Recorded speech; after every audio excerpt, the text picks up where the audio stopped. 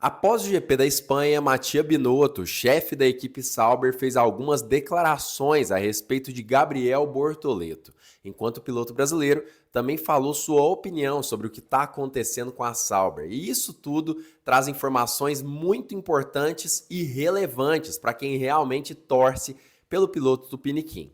A gente vai falar sobre isso tudo aqui nesse vídeo, contando por que Binotto acredita que Gabriel Bortoleto realmente vai ser campeão mundial de Fórmula 1 e o que aconteceu no GP da Espanha, que realmente pode ter sido uma virada de jogo para o piloto brasileiro ainda em 2025. A gente vai comentar sobre isso tudo aqui nesse vídeo, então já deixa o seu like aqui embaixo, se inscreve nesse canal e ativa o sininho para todas as notificações. E claro, assista o vídeo até o final para não perder mais nada desse conteúdo que está incrível aqui para vocês, com análises de fontes brasileiras, internacionais e inclusive da telemetria do GP da Espanha de Fórmula 1. Eu já queria pedir perdão porque minha voz está um pouco rouca, eu estou um pouco fanho, eu estou ruim da gripe, galera, então ignorem isso durante esse vídeo e vamos logo para o conteúdo. Enfim, a primeira notícia que a gente tem é aqui do Motori Online. Esse aqui é um jornal italiano que falou justamente sobre a equipe Sauber e sobre o que Bortoleto falou após o GP da Espanha de Fórmula 1. Ele disse que a motivação para conquistar os primeiros pontos se tornou ainda maior. E aí ele disse basicamente que mostramos um ritmo muito forte, as atualizações funcionaram. Isso aqui é muito interessante, galera, porque nos mostra que a Sauber tem jeito sim ainda para 2025 e quem sabe a Audi também. Eu vou continuar com essa notícia aqui, mas primeiro eu preciso fazer um adendo. Para quem assiste os vídeos aqui do canal, sabe que eu havia falado a respeito da Sauber no TL1 e no TL2 do GP da Espanha de Fórmula 1. Gabriel Bortoleto estava utilizando a especificação antiga do C45 nesses dois treinos livres, enquanto Nico Hülkenberg estava utilizando a nova especificação atualizada. Naquele momento, eu havia dito que o Hülkenberg aparentava ter sido em torno de 3 décimos mais rápido do que o Bortoleto, justamente por conta das atualizações. Foi a minha previsão. E no fim das contas foi o que a gente conseguiu perceber. Realmente, a atualização, quando aplicada no carro de Gabriel Bortoleto, conseguiu ser em torno de 3 décimos mais rápida do que no dia anterior, tanto é que o Bortoleto conseguiu, inclusive, se classificar à frente de Nico Hülkenberg. A questão que fica aqui é como isso ajudou o carro da Sauber.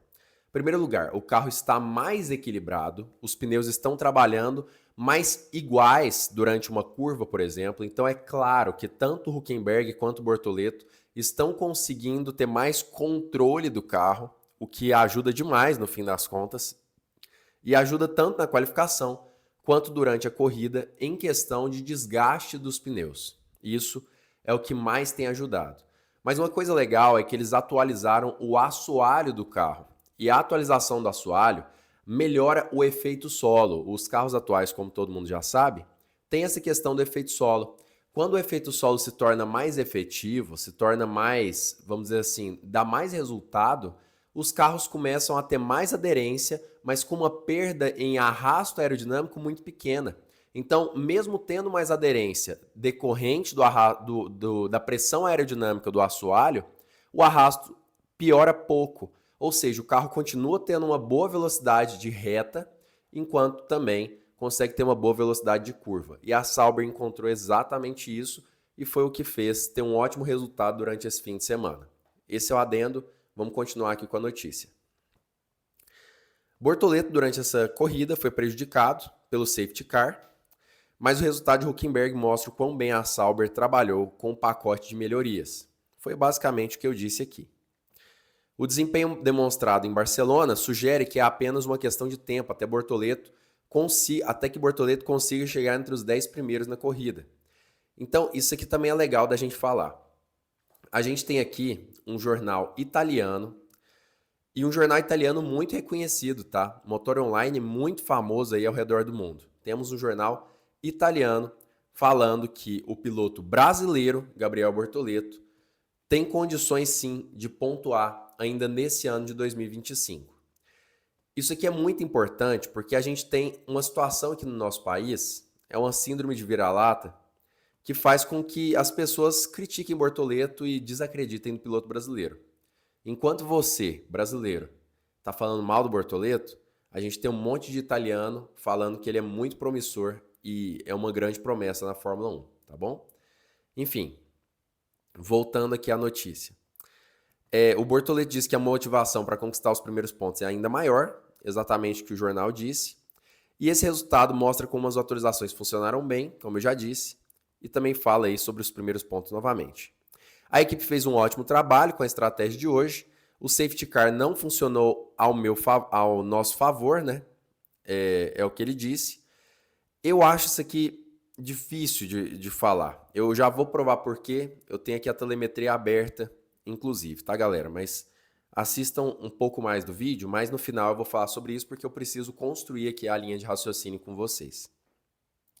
Mas ele também fala que o ritmo foi muito forte e que eles estão indo na direção certa agora. E é hora de voltar ao trabalho para estarem prontos para Montreal em 2 semanas. A grande questão é a seguinte: Bortoleto e a Sauber acabaram escolhendo uma estratégia de 3 paradas, sendo que a última parada foi meio que, como é que eu posso dizer, entre aspas, obrigatória.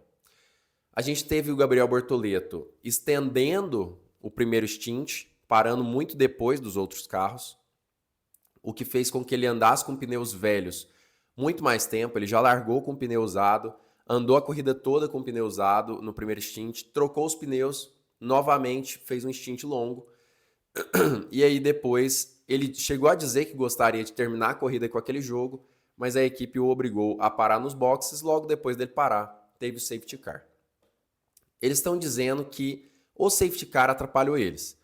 Mas na minha concepção, talvez eu esteja enganado. Eu não sou engenheiro de corrida, não estive na Sauber, nada disso. Mas na minha concepção, o safety car acabou ajudando o Gabriel Bortoleto. E por que disso? Porque na última parada que ele fez, que foi a terceira, ou a segunda, agora eu não me lembro exatamente. Não, foram 2 paradas, pessoal. Ignora que eu havia dito de 3 paradas, ele fez 2. Na segunda parada dele, ele teve a oportunidade de tentar continuar fazendo a corrida com o mesmo jogo de pneus da primeira e terminar ali provavelmente na zona de pontuação, mas ainda assim ele resolveu fazer a segunda parada e naquele momento ele caiu para o último lugar, ou um dos últimos. Naquela situação, se houvesse um safety car, como aconteceu, o grid se aproximaria e ele teria condições de ultrapassar os carros à frente, que foi o que rolou. Por isso ele terminou em 12º. Mas na minha concepção, se não houvesse o safety car, ele não teria condições de se aproximar dos carros da frente e, consequentemente, terminaria muitas posições atrás. Então, para mim, o safety car foi, inclusive, benéfico para ele, numa estratégia que foi falida da Sauber, mas não apenas isso. Uma estratégia arriscada, que eles poderiam ganhar muito com isso se o Bortoleto conseguisse fazer apenas uma parada, o que não aconteceu, mas também uma estratégia que teve uma ajuda do safety car, mas essa é a minha opinião, enxergando de fora. Como eu já disse, não sou engenheiro de corrida, não estive com a Sauber durante esse fim de semana. Mas voltando. No GP da Espanha, a gente também teve aqui o Hülkenberg, que fez aí esse milagre com a Sauber. Ele tirou a Sauber da lanterna, terminando em 5º lugar. E ficaram, inclusive, à frente da Aston Martin e da Alpine no campeonato de construtores, o que é algo absurdo.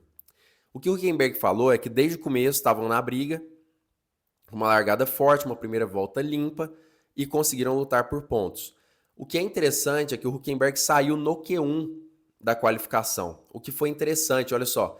Ironicamente, não ter tido o melhor sábado e economizar um conjunto de pneus macios nos deu uma vantagem estratégica na alocação de pneus. O safety car alterou um pouco as coisas e ter aqueles novos compostos acabou sendo uma ótima opção. Bem legal. E aí fala novamente que o Bortoleto terminou em 12º. Eu já vou trazer o que o Binotto falou, e ele literalmente disse isso, tá? Isso aqui é o motorsport.com. Para mim é o melhor jornal de automobilismo do Brasil e do mundo. E ele literalmente disse que o Bortoleto tem tudo para ser campeão. Mas quando a gente vai analisar aqui a telemetria, a gente percebe algo muito parecido. O Bortoleto, no momento da largada, estava com pneus macios usados por conta da qualificação. a gente percebe que, inclusive, ele estava um pouco mais lento do que o Hülkenberg, entre 2 e 3 décimos por volta.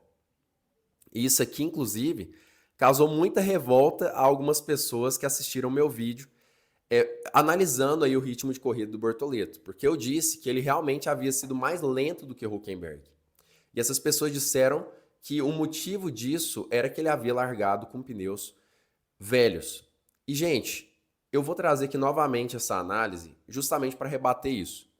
A verdade é que o Bortoleto estava com um carro que para ele era completamente novo. Ele tinha apenas 1 hora de treino, como eu já disse nesse vídeo aqui, com as novas atualizações do C45, que foi no treino livre 3. Na qualificação, claro, ele também teve alguma experiência adquirida e na corrida ele foi adquirindo um pouco mais.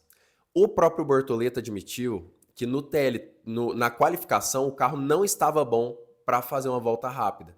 Eles fizeram ajustes no momento da qualificação, ajustes que estavam permitidos pelo regulamento, que eram ajustes limitados e se adequaram bem ao carro.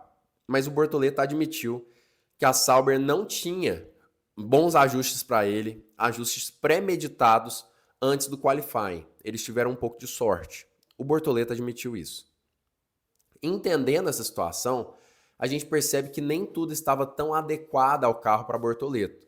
Enquanto para Hülkenberg, que havia feito TL1, TL2, TL3 e qualificação, ele tinha conseguido fazer as melhores configurações. Claro, a estratégia da equipe foi testar as novas atualizações com o piloto experiente e o carro antigo com o piloto inexperiente. Comparar os dois e ver se realmente fazia sentido manter as atualizações que foram bem sucedidas. A Sauber não estava errada. Mas a verdade é que o Bortoleto, sim, durante a corrida, estava mais lento do que o Hülkenberg. E eu vou provar agora para vocês mais uma vez. Bortoleto teve um primeiro stint com pneus usados, que foi até a volta 20, certo? Então, até a volta 20, vamos desconsiderar e vamos começar a analisar a partir da volta 20. O Hülkenberg parou na volta 10. Então, na volta 20, o pneu médio do Hülkenberg já tinha 10 voltas. Então, a gente percebe que na volta 21, o Bortoleto é 2 décimos mais rápido. Na 22, ele é novamente mais rápido, quase um segundo, 8 décimos, se eu não me engano. Na volta 23, as voltas começam a ficar mais parecidas. Na 24, o Hülkenberg parece que cometeu um erro ou uma ultrapassagem, foi 2 segundos mais lento. Mas olha o que começa a acontecer a partir de agora. O Bortoleto foi um segundo mais lento. 5 voltas depois, enquanto ele tinha um pneu de 5 voltas, o Hülkenberg tinha um pneu de 15 voltas. Na volta 26, com uma diferença de 10 voltas de pneu, a gente tem ali o Bortoleto 5 décimos mais rápido e aqui começa a equalizar um pouco mais. Novamente 5 décimos. Aqui o Hülkenberg já foi mais rápido do que o Bortoleto e aqui novamente mais rápido. Ou seja, quando o Bortoleto estava com 8 voltas de pneu e o Hülkenberg com 18 voltas, ele começou a ser mais rápido constantemente em comparação com o piloto brasileiro. O que indica novamente, o carro do Bortoleto não estava tão equilibrado quanto o carro do Hülkenberg. Eu não estou querendo dizer que o Bortoleto é um piloto pior, tá? Esse aqui é um vídeo informativo. O que eu quero dizer é que o Bortoleto estava mais lento. O carro da Sauber não estava tão rápido para Bortoleto quando comparado a Hülkenberg. Então, o que eu quero dizer com isso é o seguinte, antes de chegar à notícia do Binotto. O Bortoleto tem condições de ser mais rápido do que o Hülkenberg. E se o piloto alemão conseguiu um 5º lugar no GP da Espanha, e eu diria que não foi por sorte, ele estava rápido dentro da pista, a partir do GP do Canadá, se a equipe conseguir acertar o carro para Bortoleto, como ela fez para Hülkenberg no GP da Espanha, a gente vai ver o Bortoleto pontuar, com certeza. Com certeza. As oportunidades são enormes. E é aí que a gente entra na notícia do Mattia Binotto a respeito do piloto brasileiro. Eu já mostrei o título aqui para vocês, mas quando a gente desce e a gente vê que foi uma entrevista com a Giuliana Serrazoli. E aí o Binotto colocou a culpa, em partes, no ritmo do Bortoleto, no carro da Sauber, como eu mesmo estou dizendo, tá? Claro que ele não está falando necessariamente do GP da Espanha, inclusive eu nem sei se isso aqui é uma notícia após o GP da Espanha, é uma notícia recente, mas não sei se foi após o GP da Espanha, mas ele culpa o carro da Sauber. E olha o que ele diz. Ele é um piloto ótimo e talentoso. Olhando a telemetria, dá para ver o talento e a velocidade, que é o que a gente faz aqui no canal. Acho que até agora ele não obteve melhor resultado por vários motivos, mas o potencial está lá e precisa ser explorado também do ponto de vista do carro. Culpou o carro. Ele está indo bem, é humilde, rápido e comprometido. São todos os ingredientes necessários para se tornar um campeão no futuro. Ou seja, o Binotto realmente acredita que o Bortoleto tem chance de se tornar campeão mundial.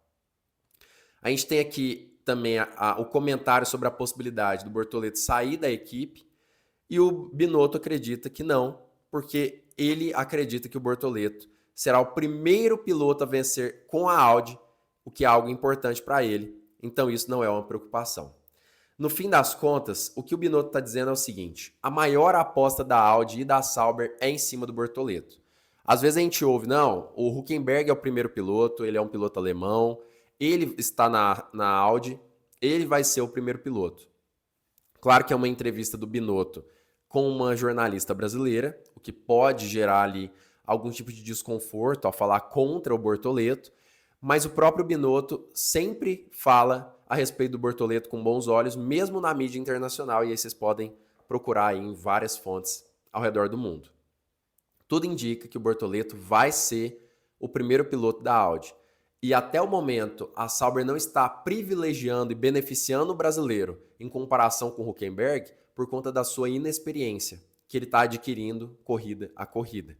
A tendência é que a partir agora do GP do Canadá, com o carro atualizado e a oportunidade de fazer novas configurações a partir do TL1, Bortoleto consiga tanto uma qualificação mais promissora do que no GP da Espanha, provavelmente, quanto uma corrida também mais promissora do que ele fez no último fim de semana. Então, para quem fala que, primeiro, eu sou muito sem noção por fazer uma análise de telemetria como eu havia feito, eu consegui provar que eu realmente estava correto. Eu apenas nem mencionei o fato dele ter iniciado com pneus velhos, simplesmente porque eu acho que era algo que não precisava ser mencionado, porque ele foi mais lento durante toda a corrida. Mas também eu queria falar com aquele que discorda que o Bortoleto é um gênio da pilotagem, porque até a própria equipe está falando que ele é o próximo campeão mundial da Audi.